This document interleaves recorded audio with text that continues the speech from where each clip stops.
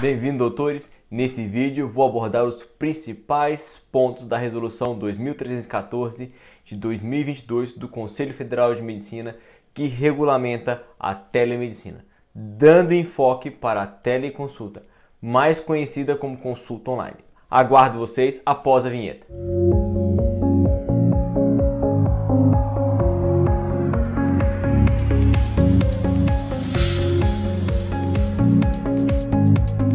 Para quem não me conhece, meu nome é Thiago Mundim e eu vou deixar aqui em cima o link do vídeo em que eu conto um pouco mais sobre a minha carreira profissional, o motivo pelo qual eu criei o canal e os objetivos, até para que você tenha mais segurança a respeito das informações que eu vou passar para você. Sem mais enrolação, vamos para o vídeo. Como eu expliquei no vídeo anterior do canal sobre telemedicina, a Lei 13.989, publicada em abril de 2020 e regulamentada pela Portaria do Ministério da Saúde 467, era uma norma temporária, somente tendo validade durante o estado emergencial ocasionado pelo coronavírus. Passado esse período, haveria um vácuo normativo, mas a própria lei já previa a competência do CFM para regulamentar o tema novamente. Algumas ponderações e recomendações técnicas do vídeo anterior ainda são válidas. Infelizmente, não vou poder repetir todas elas aqui por uma questão de tempo. Então vamos lá. Quem já deu uma olhada rápida na resolução 2314 do CFM deve ter se surpreendido com a lista enorme de considerandos. São quase 30. Mais um pouco ficava do tamanho da própria resolução em si. Os considerandos nada mais são do que proposições valorativas do legislador, ou seja, são considerações em formas de sentença sobre fatos, direito e moral que o legislador ponderou ao elaborar a norma. Por isso, apesar de não terem força normativa, isto é, não obrigam ninguém, são de grande importância na hora de interpretar a norma, permitindo a compreensão do seu objetivo. Normalmente quase ninguém lê. Eu li todos e pensei os dois mais importantes. Vamos a eles. Considerando que o registro completo da consulta com áudio, imagens e vídeo não é obrigatório nas consultas presenciais, o mesmo princípio deve ser adotado em telemedicina. Esse considerando responde uma dúvida muito frequente: a gravação da consulta. Ao ler, fica claro que o CFM entende pela possibilidade jurídica e inexistência de qualquer desvio ético no registro audiovisual das consultas. Do contrário, teria dito que a proibição da gravação nas consultas presenciais se estenderia à telemedicina, o que não foi feito, e sim justamente o oposto. Mas é sempre importante que o paciente seja informado do registro audiovisual. Considerando que, para atuar por telemedicina, o médico deve possuir a assinatura digital qualificada, padrão ICP Brasil, nos termos das leis vigentes no país. A autenticidade da assinatura digital de qualquer documento eletrônico exige que seja atualmente no padrão ICP Brasil. É ela que assegura que o emissor seja quem diz ser. Como a telemedicina pressupõe um meio eletrônico para superar a distância, é um requisito essencial. Antes de pensar em telemedicina, obtenha uma assinatura digital. No vídeo anterior da telemedicina, apresentei os principais modelos. Como a resolução é um pouco longa, com mais de 20 artigos, diversos parágrafos e alíneas, vou me ater a apenas os mais importantes. O objetivo aqui não é ler artigo por artigo ou falar a mesma coisa com outras palavras. Quando vejo um vídeo nesse estilo, fico me questionando se a pessoa pensa que eu não sei ler. Por isso, as normas menos relevantes vou colocar na tela para que possam ler e apenas resumirei o conteúdo. Assim, sobra mais tempo para nos concentrarmos ao que é realmente importante para o dia a dia do médico. Como podem observar, os artigos 1º e 2º apenas trazem a definição de telemedicina, suas finalidades e a classificação se simultânea ou não. Já o artigo 3º dispõe que os dados e imagens dos pacientes durante a telemedicina devem ser armazenados da mesma forma que nos atendimentos presenciais, isto é, de acordo com as normas legais, principalmente a Lei de Proteção de Dados e com as resoluções do CFM. Para quem não assistiu ainda, vou colocar aqui do lado o vídeo do canal sobre a guarda do prontuário médico, o local adequado para tudo relacionado ao paciente. O parágrafo 1º reforça que, da mesma forma, o atendimento por telemedicina deve ser registrado no prontuário físico ou eletrônico do paciente. O parágrafo 3º enumera as informações que devem ser preservadas e estão sob o dever de guarda do médico: os dados da anamnese, propedêuticos, exames complementares e a conduta médica adotada. O parágrafo 4º estabelece a responsabilidade compartilhada entre o médico e a empresa na hipótese de terceirização do arquivamento de dados, o que deve estar previsto expressamente no contrato. O parágrafo 6º estabelece o direito do paciente de obter cópia dos seus dados constante no seu registro físico ou eletrônico. Aqui deve-se entender tudo mesmo, inclusive as gravações audiovisuais. O parágrafo 7º prevê uma restrição quanto à utilização dos dados do paciente. Proíbe o seu fornecimento para utilizar como metadados, por exemplo. Não se identifica o paciente, mas informa o número de pessoas diagnosticadas com uma doença e tratada preferencialmente com qual medicamento. O parágrafo 8º assegura o direito do médico de acesso aos prontuários de seus pacientes mantidos pelos hospitais e clínicas em programas próprios enquanto houver a obrigação legal de mantê-los. Vou deixar aqui do lado outro vídeo em que explico melhor sobre a possibilidade de obtenção de cópia dos prontuários quando o médico troca de hospital ou clínica. Por sua vez, o artigo 4º assegura ao médico a autonomia para decidir pela utilização ou não da telemedicina no atendimento, sendo de responsabilidade exclusiva dele a opção por esse meio. Atenção! Aqui não há que se falar em responsabilidade conjunta com o paciente, porque o médico não está obrigado a aceitar a sugestão do paciente. Além disso, é o profissional que detém melhores condições técnicas de avaliar as necessidades para o adequado atendimento. Na verdade, cabe ao paciente a apenas concordar ou não com a opção do médico pelo teleatendimento. O artigo 5º prevê todas as espécies de telemedicina, que são descritas nos artigos 6º a 12. Aqui vou focar na teleconsulta, a mais difundida após a pandemia. Quanto às demais, apenas chamarei a atenção para alguns detalhes que podem dar problema. Após o caput do artigo 6º trazer a definição de teleconsulta, o parágrafo 1º reitera a consulta presencial como a forma ideal de atendimento, mas não limita a casos excepcionais como fazia a resolução do CFM 1643 de 2002. Muitos médicos têm se utilizado a teleconsulta para os retornos de paciente para apresentar os exames solicitados, ganhando assim tempo e liberação da agenda. As principais inovações estão nos parágrafos 2º e 3º do artigo 6º. O parágrafo 2º estabelece uma importante limitação quanto ao uso da teleconsulta para as doenças crônicas ou que exijam acompanhamento por longo tempo. Nestes casos, é necessária uma consulta presencial a cada 180 dias.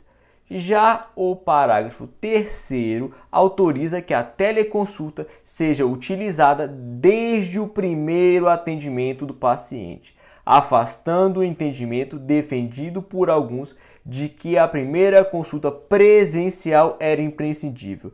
Esse dispositivo está em linha com o artigo 26C do projeto de lei 1998 de 2020, aprovado pela Câmara dos Deputados em 28 de abril de 2022, agora, e encaminhado para o Senado Federal.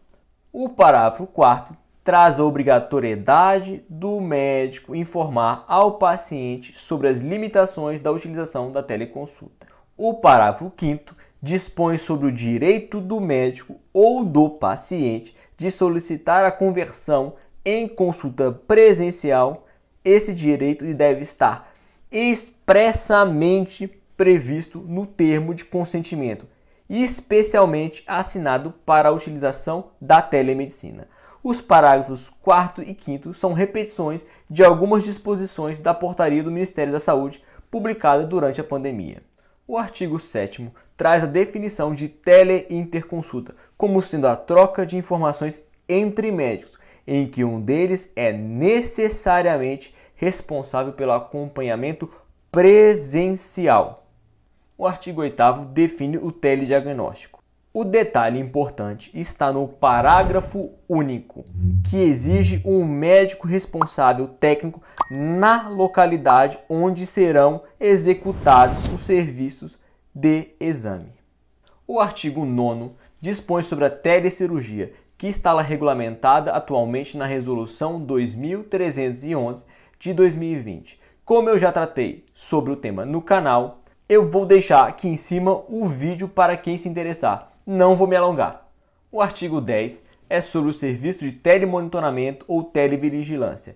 Descreve a sua abrangência, sempre exigindo a prescrição médica e o cuidado com o sigilo médico dos dados.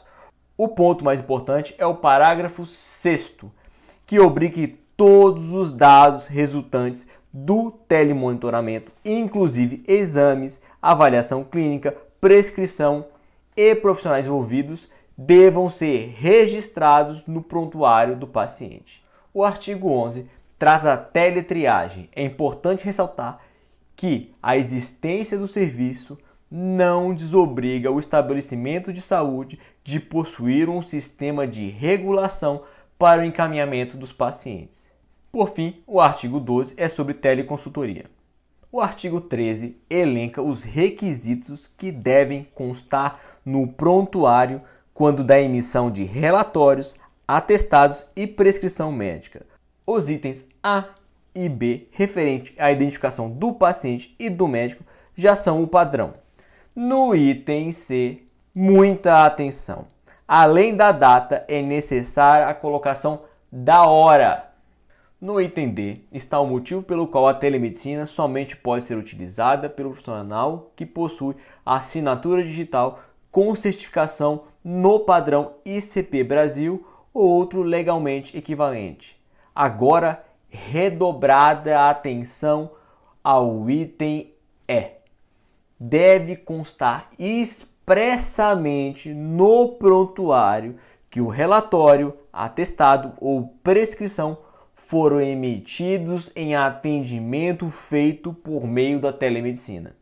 O artigo 14 veio para regulamentar a videotransmissão ao vivo de cirurgias para fins científicos e educacionais, restringindo o público da transmissão aos médicos e acadêmicos de medicina. O parágrafo 3º ressalta ainda que a sua utilização nunca pode prejudicar o paciente, alongando o procedimento em tempo desnecessário. O artigo 15 traz a exigência do consentimento expresso e específico do paciente para a utilização da telemedicina, o qual pode assumir dois formatos. Primeiro, documento escrito, assinado, digitalizado e enviado por meio eletrônico, o famoso termo de consentimento escrito com cláusula específica para a telemedicina. Segunda forma, a gravação de leitura de texto que expresse a concordância do paciente quanto ao emprego da telemedicina. Claro que nessa última hipótese será necessária a gravação audiovisual. Em qualquer uma das duas hipóteses, deve ser registrado e constar no prontuário eletrônico do paciente. Quero chamar a atenção para a parte final do parágrafo único. O paciente ou representante legal deve ser cientificado quanto à possibilidade do compartilhamento de suas informações, sendo exigida a sua concordância expressa nesse sentido. Porém, também deve ser informado e garantido ao paciente o direito de negar essa permissão. O artigo 16 é uma norma genérica sobre o valor a ser pago ao médico, exigindo o ajuste prévio e a equiparação com o atendimento presencial. Enfim, chegamos ao ponto alto da Resolução 2314 de 2022. Aqui fica demonstrado que o Conselho Federal de Medicina mudou de paradigma em relação à telemedicina. No caput do artigo 17, o CFM estabelece que as pessoas jurídicas que prestem serviços de telemedicina, plataformas de comunicação e arquivamento de dados deverão ter sede estabelecida no território nacional e serem inscritas no CRM do respectivo estado em que localizadas. Além disso, há necessidade de que o médico responsável técnico seja inscrito no mesmo conselho em que a pessoa jurídica está registrada. Então, não pode a pessoa jurídica estar localizada em um estado para benefícios fiscais e o médico responsável técnico residir em outro estado. Fica aqui o meu alerta para quem resolver assumir a responsabilidade técnica nesses casos. Aqui o CFM apenas repetiu o que já estava disposto nas resoluções 1643 de 2002 e 1890 de 2009, estando em sintonia com o artigo 3º do projeto de lei 1998 de 2020, aprovado recentemente na Câmara dos Deputados e que trata da telesaúde, englobando a telemedicina. Agora vamos à verdadeira inovação, a necessidade ou não de inscrição secundária. Como havia explicado no vídeo sobre inscrição secundária, até então os CRMs e o CFM, por meio dos seus pareceres, vinham entendendo pela necessidade de inscrição secundária para o exercício da telemedicina em outros estados.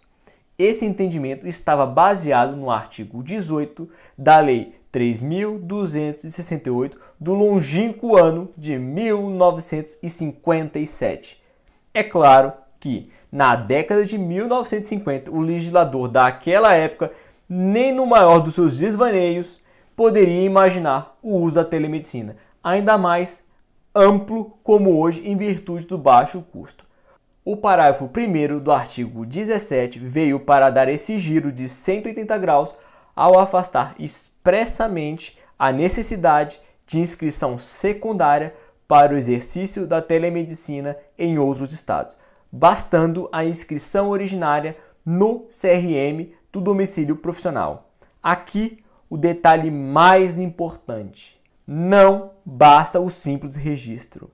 É necessário que o médico informe ao CRM da sua inscrição originária a opção de uso da telemedicina. Como não houve qualquer exigência de forma pelo Conselho Federal de Medicina, um simples ofício ao seu CRM de registro é o suficiente. Não precisa de muita cerimônia no texto. Acredito que é suficiente um documento endereçado à presidência do CRM de registro originário, contendo a qualificação completa do profissional, um texto informando a sua opção pela utilização da telemedicina na sua atividade com base no artigo 17, parágrafo 1º da Resolução 3.314 de 2022, data e assinatura. Se for feito por meio de ofício físico, papel, deve ser feito em duas vias, uma para entregar e outra para o registro do protocolo do recebido pelo CRM. Também não vejo problemas em ser feito eletronicamente com o envio do documento por e-mail, mas alguns cuidados devem ser tomados nesse caso. Primeiro, o arquivo do documento deve estar em formato PDF, que impossibilita a modificação. Segundo, utilização da assinatura eletrônica no padrão ICP Brasil. Terceiro, no corpo do e-mail enviado, solicite a confirmação de recebimento do e-mail, devendo essa resposta ser guardada a 7 chaves. Também não preciso nem dizer que o endereço de e-mail do destinatário que você vai enviar deve ser o correto do CRM para receber comunicações oficiais. Essa mudança do Conselho Federal de Medicina merece uma salva de palmas. A telemedicina é uma inovação que veio para ficar. Entendo que o CFM está certíssimo quando resolveu simplificar o seu uso e desburocratizá-la. Eu já era totalmente a favor da desnecessidade de inscrição secundária, apesar do entendimento anterior ser contrário. Contudo, a minha obrigação com vocês é ensinar o certo e não o que eu acho adequado. Por isso, sou obrigado a informar que existe um pequeno e transitório porém. Quem assistiu ao meu vídeo sobre direito do consumidor na medicina já deve ter notado. Nele, eu ensino sobre a hierarquia das normas no direito. A lei é uma norma de hierarquia superior à resolução. Por isso, prevalece quando há conflito entre elas. Como eu disse, o antigo entendimento do Conselho Federal de Medicina quanto à necessidade de inscrição secundária decorre diretamente do artigo 18 da Lei 3.268 de 57, conforme os próprios pareceres do CFM. Dessa forma, o Conselho Federal de Medicina não poderia dispor de forma contrária por meio de resolução afastando essa exigência.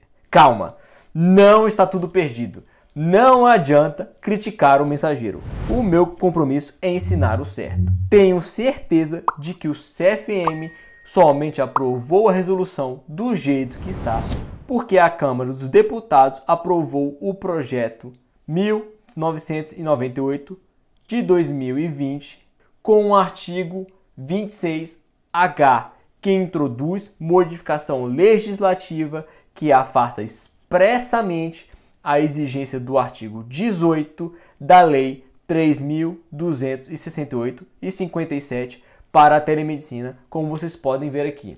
Isso só reforça que estava correto o antigo entendimento quanto à necessidade de inscrição secundária, não obstante o inconformismo daqueles que pensavam o contrário. O problema é que o artigo 26H só terá validade quando aprovado pelo Senado Federal, sem modificações e após a sanção sem vetos do Presidente da República.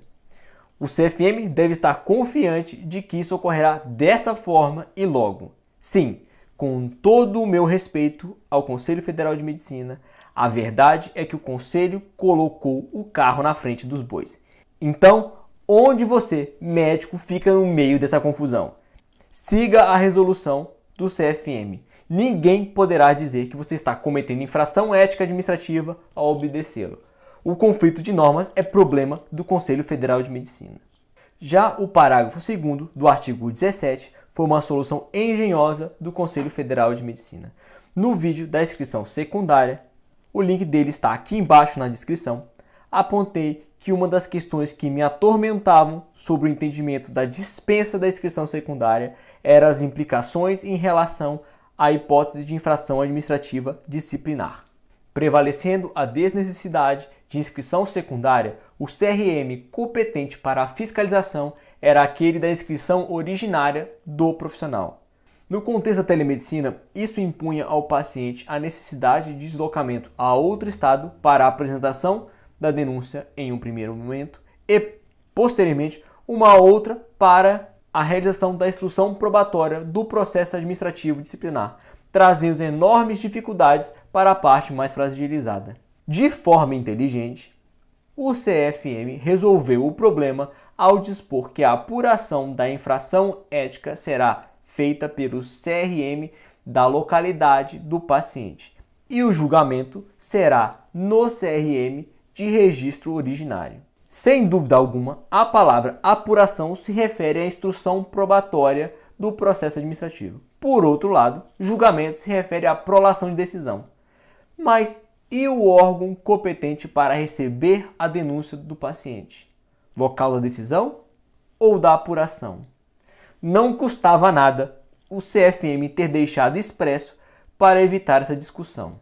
Imagino que a melhor solução seja o CRM do local do paciente. Inicia-se o processo administrativo disciplinar, instrui-se e depois envia para o CRM do profissional para julgamento. Do contrário, será um vai e vem desnecessário. Pensa, o paciente denuncia no CRM originário, que envia para o CRM do paciente para instrução e depois retorna para o CRM originário para julgamento.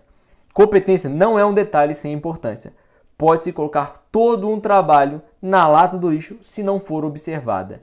Veja o que ocorreu com a Lava Jato. pode parecer besteira para os leigos, mas é algo que impede que o denunciante escolha o julgador mais vantajoso para o seu entendimento, prejudicando o denunciado. É uma importante proteção do réu.